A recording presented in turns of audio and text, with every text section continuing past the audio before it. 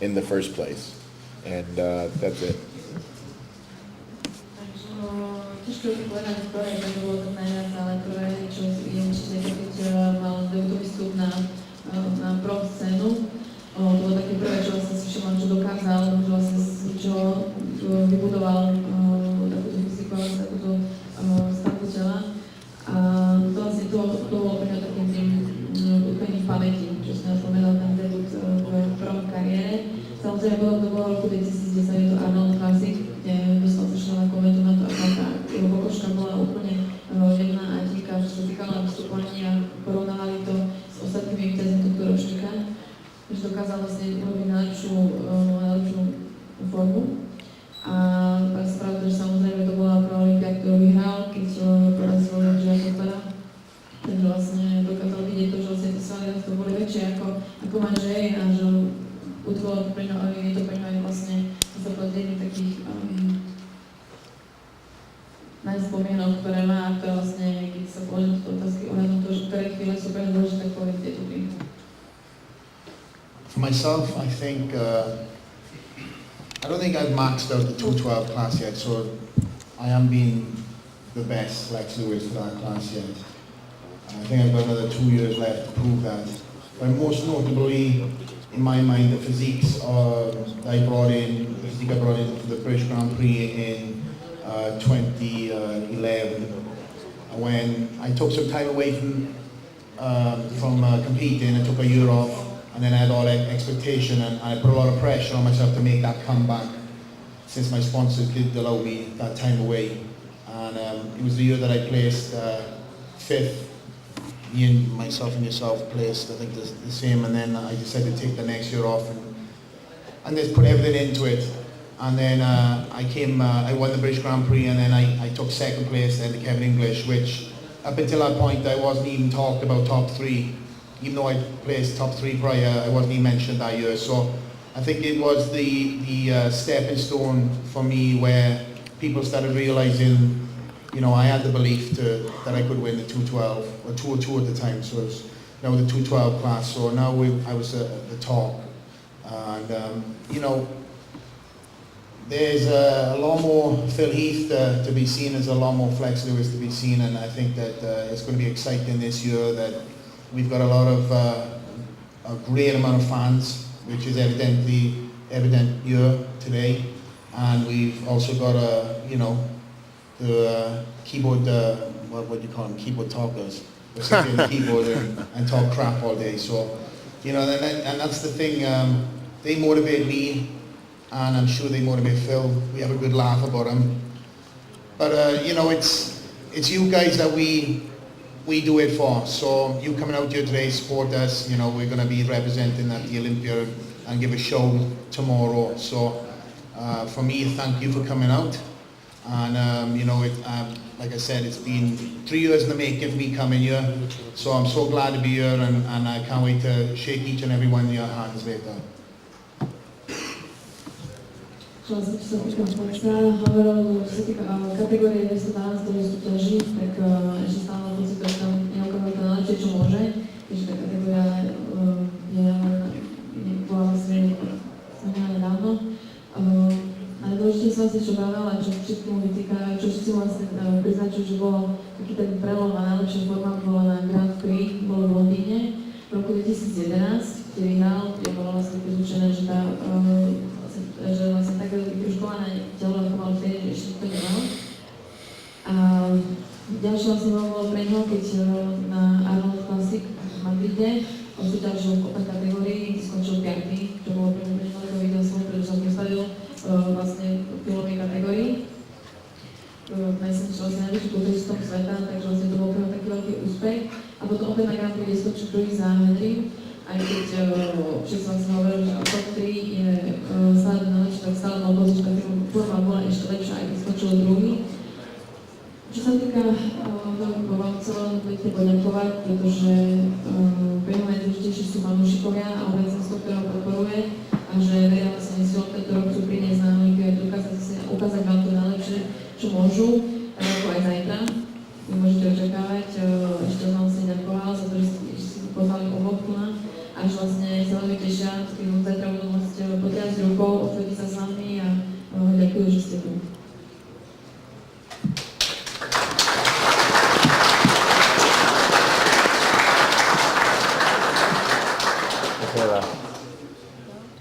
He had one more question. He had a question. Ja by som sa chcel ešte opýtať, samozrejme kulturistika ako každý šport alebo iná oblasť, prechádza vývojom. Viem, že kedysi v 60 70 rokoch to bol viac o tej estetike, symetrii, napríklad Frank Zane a tak ďalej. A v súčasnosti sledujem, že stále príde len objemov. Chcem sa ich opýtať, či si myslím, že tento vývoj sa niekedy už zastaví alebo stále bude rásť.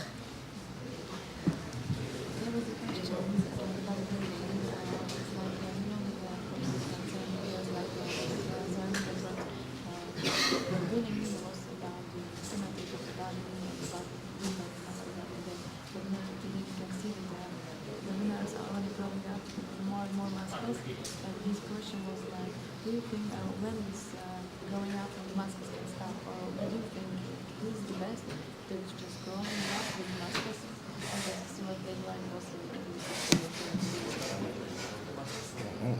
Want to answer that? No, you can. I don't even know how to answer that. It was like, asking, that today something is like most players were winners about the people of the size of the inside. Do you think that he's doing stuff and he's coming back to his methods? Yeah, yeah. So yeah, I do believe that what ends up happening in pro bodybuilding is the most muscular man usually wins. However, when you are comparing just big guys against big guys, the big guy is going to win. But when you have guys that maybe that might have a little bit less size but yet better shape, that's when it usually is a matter of preference. But we've already seen out of the 13 Mr. Olympias, all of them look different. And I myself look different than, a Jay Cutler to a Ronnie Coleman to a Dorian Yates. I will say that, as our sport evolves, usually the guy with the best overall shape plus muscularity and conditioning will win. As long as I'm champ, that's how it's going to be, because I'm sure that by me being Mr. Olympia, that is the benchmark. So usually guys that have, small waists, big muscle bellies, good shape, good balance, is going to continue to win. Now, if I wasn't Mr. Olympia, maybe there would be just a bigger guy, but that's usually what the judges want. There's nothing that I can do about that at this point. Only thing I can do is just consider what I think bodybuilding is. And usually what bodybuilding to me is when you receive a trophy, usually that trophy is of a perfect bodybuilder. It doesn't have blocky waist, it doesn't have disproportion, it doesn't have lack of symmetry, lack of conditioning. Everything is like a supersized anatomy chart. So that's what I try to do. But I do feel that the bodybuilders of the 70s and 80s, like a lot of guys fail to realize that we've surpassed that and we will not go back to that. Those bodybuilders were at the biggest 240 pounds, but were also 6'2", 6'3". That's probably never going to happen again. It's not as impressive. I don't think it's as impressive when you can get a guy like my size. I'm 5'9", that can weigh 250 pounds on stage, but I'm not blocky. And so it's just going to evolve over time. But it does take guys that have the aesthetics to push the envelope and to push those mass guys, so then people can have a choice. If everybody looks like aesthetics, then some people, we all know, some people, there's no way they can be aesthetic. It's just the way it is. They're going to have to be, that'd be like asking Marcus Rule to look like me. It's impossible. But it'd be also the same way to say, hey, Phil, you need to be like Marcus Rule. It's not going to happen. So you just do the best you can and let the judges figure that out. To also add into that, guys, a lot of the old school bodybuilders which have led the way to where we are now, also used to overtrain and undereat. Used to spend 6 hours in the gym and train every body part, and undereat. So the knowledge that has surpassed, to this present time where we are now, we could go on the internet and pick up a diet of nutritional timings, when to eat this, what to eat, what to take after training. So the guidelines are there now for everybody to see. Unfortunately back then, they were steering the way and leading blind if anything else. So, with the advance in supplementation as well, we're both sponsored by different companies who lead the sporting industry, supplement industry. And, so the nutritional products that are out now, obviously we know back then, if anything at all. So that's the difference between the physiques now and then.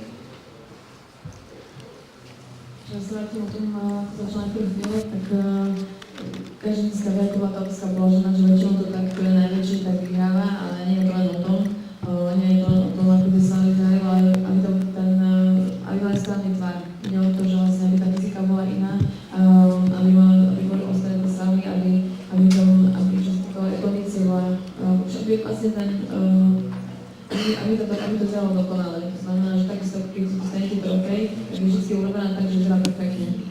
Aby vyzerala z každej strany perfektne, aby vyzerali oni z každej strany perfektne. To znamená, že vlastne sa snažia v dnešnej dobe skôr ísť týmto smerom, aj keď to nie je vždy to najlepšie riešenie, on takisto robí, že nie je najšťastnejší, že sa postaví na stage a má vystúpenie sa vybeje. No nie je šťastný, ale proste je to tak, dneska je to iná tá príprava, ako to bolo v 60-70 rokoch. Nikdy neviete, ako to dopadne, kvôli tomu, že vlastne každý rok sa menia podmienky, ale vlastne veci, ktoré sú určujú rozhodcovia, to znamená, že každý rok je výsledok iný. Niekedy sa pripravíte na to, že chcete byť väčší, ale zase bude niekto, kto je menší, ale viac je vyrysovaný a vyhrá. To znamená, že vždy je to o tom, čo v ten daný rok je rozhodcovia chcú. A rozdiel je hlavne v tom, čo povedal aj Flex, je, že v dnešnej dobe je strašne veľa produktov, ktoré vám pomáhajú pri tréningov, ktoré vám, keď si pozrite na internete, tak vám radia, ako kedy čo zobrať, ako robiť dietu, ktoré veľmi si dať po tréningu pred, aby si vlastne tomu svalu pomohli a to sa to úplne používalo. Čiže tá fyzika, ten stále telo je iné, aj preto tá váha je väčšia. A vlastne každý má výber, každý si môže vybrať, ktorým smerom chce ísť a len dúfať v to, že robí to najlepšie a že to práve tie rozhodcovia ten daný rok chcú.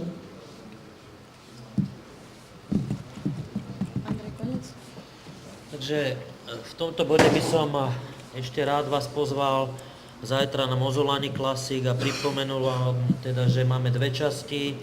V doobednejších hodinách o 10. začína semifinále, kde prebieha priamy predaj vstupeniek. Semifinále bude od 10. do 14. hodiny. Potom bude prestávka, gala večer Mozolani Classic finále začína o 17. a bude pravdepodobne do 21. Na finále ostávajú posledné lístky na state, čiže kto má záujem, najlepšie hneď do obeda, nech si príde kúpiť. Tí, čo sa nedostanú, majú možnosť pozrieť si gala večer v priamom prenose na Slovak Šport TV. V nedeľu Mozolani Classic 3 pokračuje a v nedeľu máme na programe Majstrovstvá Slovenska fitness detí, ktoré začínajú o 11:45, o 15:30 začína fitness žien a body fitness ženy. Hlavná exhibícia obidvoch šampiónov bude teda zajtra vo finále, kto chce, môže prísť. Takisto tam bude veľká autogramiáda Philhita, aj Flexa Lewisa a takisto sa s nimi budete môcť odfotiť a požiadať ich o autogram. Dneska vzhľadom na to, že máme obmedzené časové možnosti, môžeme urobiť zo pár skupinových fotografií. Na jednotlivé fotenie momentálne nie je priestor. Takže pokiaľ sa nejako vyskladáte, je tu tým Izlabu, určite fotky na webe Izlab, bis si budete môcť potom stiahnuť, alebo na fanpage Mozolani. Classic 3. Prehliadka najlepších z najlepších opäť ovládne Žilinu. Medzinárodné majstrovstvá Slovenska a pohárovú súťaž vo fitness žien okorenia hviezdy svetového formátu. Úradujúci kráľ, dvojnásobný mistr Olympia, Phil Heath. To všetko pod jednou strechou 27. a 28. apríla v športovej hale Rosinky Žilina.